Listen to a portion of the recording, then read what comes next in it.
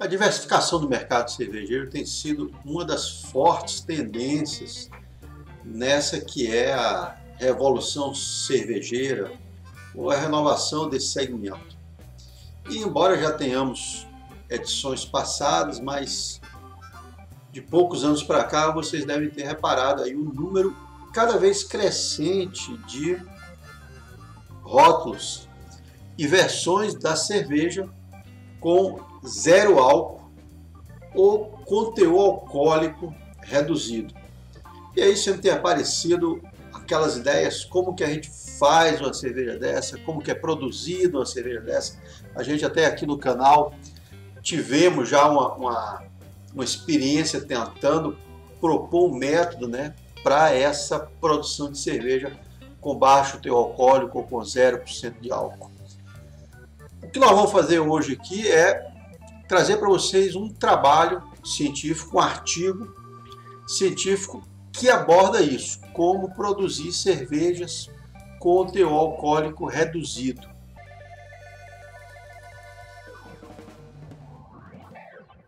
Meu nome é Carlos Frederico, esse é o canal Chops. E antes da gente dar início ao vídeo propriamente dito, deixar aqui o meu convite para que você se inscreva no canal, ative aí o sininho para receber as notificações dos nossos próximos vídeos e deixe seu joinha aí, ou seu de joinha e um comentário, que é sempre interessante para a gente. Obrigado.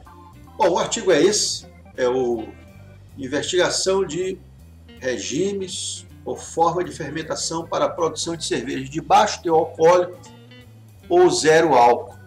Esse é um artigo da revista Periódica Politécnica Chemical Engineering.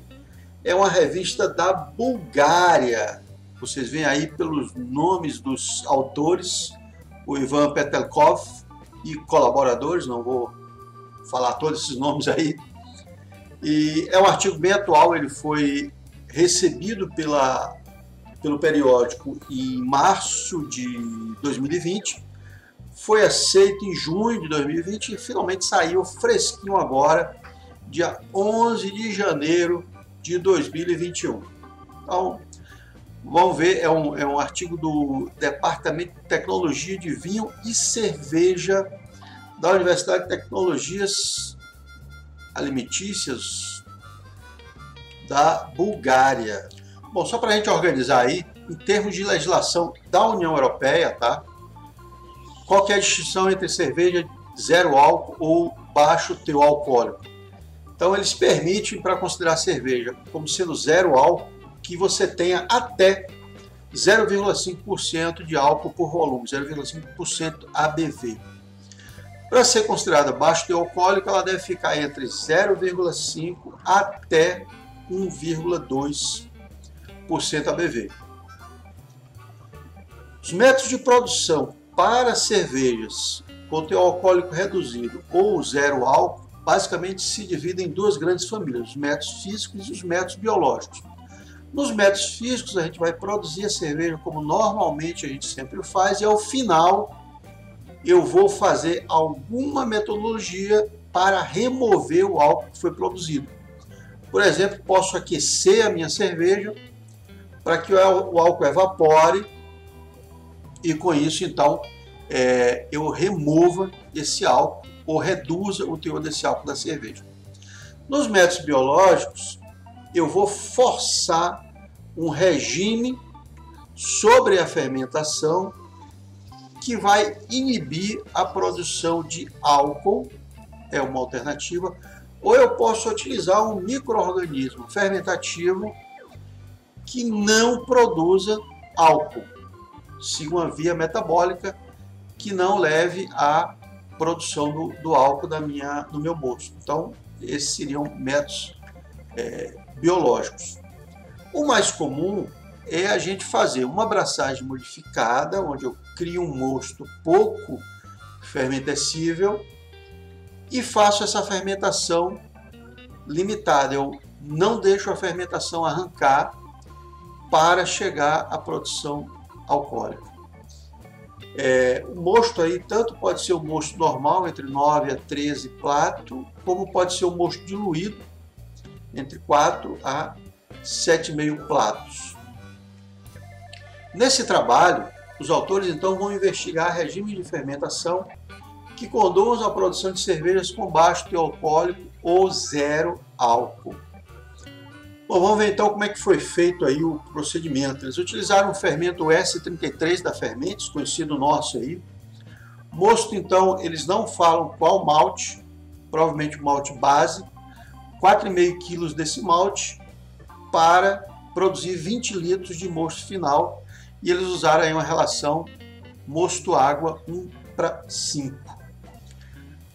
A abraçagem foi feita 50 graus a 30 minutos, depois 60 graus a 77 minutos. Eu também acho estranhíssimo esses 77 graus aí, 60 minutos. Talvez seja um erro de digitação e seja 67 graus a 60 minutos. Mas eu estou passando aí, está escrito no artigo. E finalmente 1 minuto a 78 graus, também achei muito pouco. Para fazer o mash out, poderia ser aí talvez 10 minutos, mas de novo, é o que está escrito no artigo. Tá? Fervura, 1 hora de fervura, normal, padrão, e depois se adicionou o lúpulo nugget para a lupagem. Não se fala as quantidades, o tempo de fervura, nem os IBUs que foram atingidos, não se dá mais detalhes sobre esse lúpulo, teores de alfa-ácidos, enfim. Problema aí do artigo, tá? É um mosto com um extrato original 11,5 graus Plato, que vai te dar alguma coisa aí entre 1045, 1047, alguma coisa por aí. E eles fizeram análise de açúcares, principais açúcares envolvidos, né? Glicose 0,6%, frutose 0,1%, maltose 3,5% e a fermentabilidade do mosto 63,5%. A fermentação então foi conduzida em garrafas plásticas de 500 ml com airlock cada uma, onde foram colocados 400 ml de mosto e foram inoculados o fermento. E aí se conduziu essas fermentações em temperaturas definidas para cada uma delas. Então, vocês têm aí na tabela 2 as condições de fermentação que foram feitas com inóculo a 10 a nona unidades formadoras de colônia por centímetro cúbico. 10 a nona UFCs por centímetro cúbico é mais ou menos o que a gente está acostumado a utilizar em cerveja do tipo ale. Tá? Então, isso é uma fermentação padrão, com a quantidade de fermento padrão para ale. Nas condições 1, 2, 3, só mudou o que? A temperatura, 10 graus, 7 graus e 5 graus centígrados. Olha, conduzindo fermentações a 5 graus centígrados. Né? Foram feitas também duas outras condições fermentativas com uma carga de lúpulo 100 vezes menor, 10 a 7 unidades formadoras de colônia por centímetro cúbico. Isso é como se você usasse, se a gente usa um pacote, né, 11 gramas de fermento para 20 litros de um ale, eu vou utilizar 1 grama de fermento para 20 litros, né, 1/10 daquele pacote. E essas temperaturas aí foram feitas em duas condições, 10 e 7 graus, e no artigo eles relatam que na temperatura de 5 graus, após 7 dias, não houve indícios da fermentação e aí eles pararam com o processo. Então, não foi feito a 5 graus com pouco fermento porque demorou muito de iniciar a fermentação e aí eles preferiram abortar essa condição. Tá? Então, vocês têm 5 condições aí, 10, 7 e 5 graus centígrados com fermento inoculação normal, e 10 e 7 graus com condições de fermento 100 vezes abaixo do normal. Bom, a cerveja produzida no final ela foi submetida a uma análise sensorial feita por um painel de 6 componentes treinados, 6 pessoas com treino para análise sensorial de cerveja. E essas pessoas elas deram uma escala de 0 até 10, 0 sendo ausência e 10 extremamente forte, para os seguintes itens. Então, floral na cerveja, frutado, intensidade, pureza, corpo, maltado, carbonatação e álcool.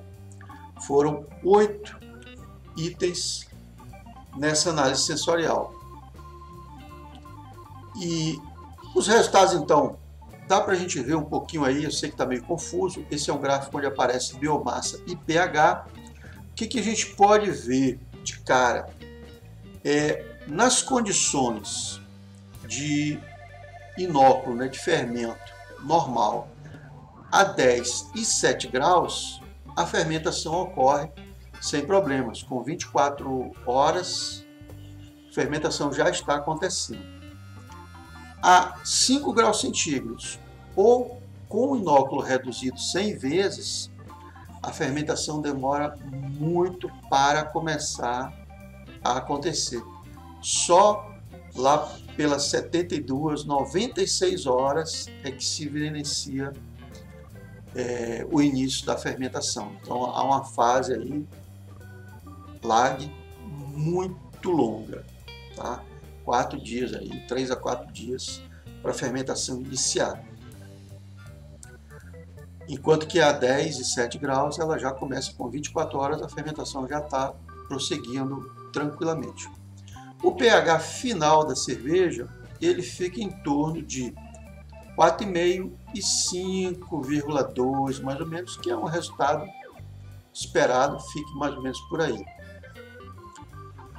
O extrato real e o teor alcoólico, o extrato real ele vai diminuindo, está ali em torno de 11 e pouco graus Plato, e ele vai diminuindo. Claro que nas condições de temperatura mais alta, com inóculo normal, essa redução do extrato é esperada tranquilamente, mas na hora que você coloca uma menor quantidade de fermento e reduz muito a temperatura, aí essa queda não é tão acentuada, indicando então que a fermentação não está chegando à completude.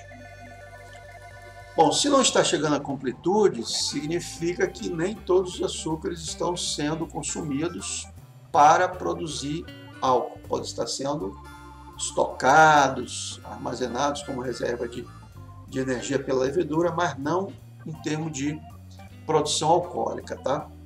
A 10 graus centígrados, com o inóculo comum, o teor alcoólico obtido foi em torno de 2,1% ABV. Tá?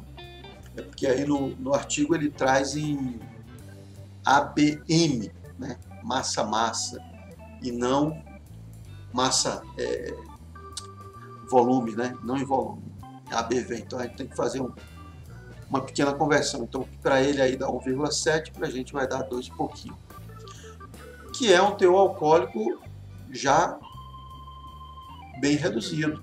Né? Esse mosto, se fosse submetido a condições normais de fermentação, ele deveria produzir uma cerveja aí em torno de 5% ABV. Está produzindo 2 e pouquinho, menos da metade. Interessante. Bom, quando a gente reduz a temperatura ou reduzimos o inóculo, os teores alcoólicos caem muito. Você vê aí que ele vai a 0,8, 0,6, 0,4, 0,2 massa-massa, né? 0,2 massa-massa corresponde em torno de 0,25 ABV. Poxa, 0,25 já está abaixo, já está sendo dentro do considerado cerveja zero álcool. Olha que beleza. Então, apenas com a manipulação da temperatura, então baixei a temperatura para 7 graus, né? E coloco o inóculo reduzido, já me dá uma boa redução no teor alcoólico. Tá? Mas aqui não estamos tratando só de teor alcoólico, né? Por exemplo, nós temos a produção de ésteres e de álcools superiores. De novo, ésteres e álcools superiores são produzidos normalmente, como numa fermentação comum, quando eu tenho um inóculo padrão para ale a 10 graus centígrados. Estou falando normalmente, mas na verdade esses teores ainda estão abaixo de uma fermentação em temperatura que a gente faça normal para um ale 18 graus centígrados. Então eu ainda tenho ésteres reduzidos em concentração baixa e álcools superiores também reduzidos. Quando eu diminuo essa temperatura e diminuo o inóculo, a quantidade de fermento que eu coloco, há uma queda maior ainda do teor de ésteres e do teor de álcools superiores, indicando que, novamente, a fermentação não está chegando à completude, não está finalizando, e a levedura não está fazendo o seu metabolismo por completo. Bom, no caso dos aldeídos e das dicetonas vicinais, né, aí são aqueles problemas. No caso das dicetonas, nós temos aí aqueles defeitos cervejeiros, né, por exemplo, o sabor ou o aroma da manteiga, né, manteiga de pipoca, que é a 2,3-butadiona. E no caso dos aldeídos, por exemplo, a gente pode ter o acetaldeído, que leva aquele aroma de maçã verde. Dá para ver aí também que os teores de aldeído e de cetonas vicinais também caem violentamente, exceto no caso da fermentação conduzida em baixa temperatura, 7 graus, e com pouco fermento. Aqui os autores argumentam que a produção de biomassa, o fermento, não se multiplica, e com isso ele não consegue reabsorver as dicetonas produzidas e elas acabam ficando num residual. Mas ainda assim é um residual muito abaixo de uma fermentação comum, só que aí o problema é que, como na fermentação comum há uma reabsorção, então no final essa dicetona ela é reabsorvida e desaparece. Aqui ela se mantém. Bom, então o que fica aí no final disso tudo? A produção de biomassa, a reprodução do fermento, da levedura, ela é reduzida com a temperatura. Na medida que eu passo de 10 para 7 para 5, cada vez mais a levedura demora de se multiplicar e se multiplica em menor escala. O pH não tem muita diferença, o pH final. O extrato real, aí é a questão da completude da fermentação. Quanto mais baixa a temperatura, menos completa é essa fermentação. E o álcool produzido das cervejas estão aí com entre 2,1 a 0,25 ABV. Isso daria aí uma cerveja ou zero álcool ou uma cerveja com teor alcoólico reduzido, a depender do tipo de regime de fermentação que você faça. Em termos dos ésteres, dos álcools superiores, dos aldeídos e das dicetonas vicinais, em todos os casos há um atraso na produção dessa substância, indicando que a temperatura baixa leva, claro, a um prolongamento do metabolismo da levedura. Além disso, os teores produzidos são teores relativamente baixos se comparados com cervejas produzidas em regime de fermentação normais para ales, por exemplo. Por fim, em relação à análise do painel sensorial, vocês têm esse gráfico onde A, B, C, D, E, F, G e H são aquelas análises sensoriais que foram feitas. Então A é floral, B é frutado, C é a intensidade do aroma, D é a pureza do aroma, E é o corpo, F são os tons maltados, as notas maltadas na cerveja, G é a carbonatação e H é a presença do álcool. Como vocês podem ver aí, parece até interessante, mas os tons maltados, o corpo da cerveja e a pureza de aroma, praticamente não houve variações, né? Existem variações grandes nos outros itens. E aí nós podemos chamar a atenção para as notas florais e as notas frutadas, que são os itens A e B, que vão aparecer com um destaque muito grande na variante 1 do experimento, que é o que? É a fermentação conduzida a 10 graus centígrados com a inoculação da levedura no padrão comum ale. Ao mesmo tempo, dá para ver o parâmetro H, que é a presença ou ausência de álcool, né? Aí também, obviamente, porque essa é aquela cerveja que vai aparecer com maior teor alcoólico, que é em torno de 2% ABV. Então, não é novidade. Bom, em termos do painel, né, de degustação, os 6 componentes escolheram como a melhor cerveja a variante 1, que é aquela com a inoculação em taxas normais do tipo ale e a condução da fermentação na temperatura de 10 graus. Já a pior escolha é aquela feita com inóculo em condições muito baixas, 100 vezes menos do que uma ale, e numa temperatura de 7 graus. Então, essa seria a pior cerveja de todas. Bom, fica aí essa apresentação desse trabalho, tá? E a ideia de que a gente pode construir cervejas utilizando leveduras comuns, né? Também a braçagem sem muitos problemas, maltes também, maltes comuns, a lupagem também tudo, mas mudando apenas o regime da temperatura de fermentação. Então, fermentações conduzidas em temperaturas baixas, 10 graus centígrados, irão levar a cervejas com teores alcoólicos reduzidos. Isso parece ser uma ideia interessante para a gente poder seguir para fazer cervejas com teores alcoólicos reduzidos. Espero que vocês tenham gostado. Deixem aí nos comentários o que é que vocês acharam desse trabalho e, né, de repente a gente pode até fazer uma cerveja desse jeito aí e ver o que é que dá. Vamos ver então. Um abração, tchau para vocês.